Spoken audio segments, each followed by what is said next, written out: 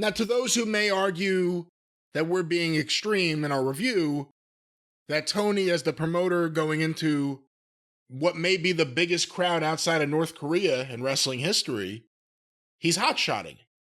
That this is just his bizarre way of hotshotting. Any merit to that? Yes. Yes. There's all kinds of merit to that because he's already almost filled the place up. He got another gift. That's the most galling thing about this. It's all as a result of a human, real-life Richie Rich getting gifts. He got a gift of $100 million from his father. They've admitted that now. The investment was $100 million. And they've also admitted they ain't made it back yet. He got $100 million from his father because he's his son. Don't make it back in the video game. He got a national cable outlet because they own a pro football team and they did business with TBS and TNT. He got the Wembley Stadium deal because it's a happening. It's the same thing, only on a much bigger scale than the first All In. We're mad at the biggest company.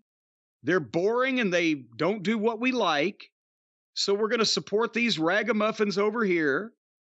And it's a giant crowdfunding deal. And the reason why Wembley is 8 times as big as the first All In is because Wembley and England, the UK, gets many more than 8 times less major wrestling shows than the United States. But it's the same principle. They want to be there. It's a happening. It's a fuck you to Vince and the evil empire. We're going to support this, and it's ours now. We get Wembley, United Kingdom, we get the show. He keeps getting these gifts. I won't say it's a gift that a lot of these guys work for him because he's paying them more money than they've ever made in their lives, and in many cases, more money than any of these people would ever have made because nobody in their right minds would pay them this much. So that's not a gift, but he's got talent. So he got talent. And he got a gift of Wembley Stadium. He got a gift of television. He got a gift from his father to start this whole thing. And he refuses to goddamn take charge of it or put people in charge of it that know what the fuck they're doing and can produce a cohesive fucking television show instead of a goddamn raving mess.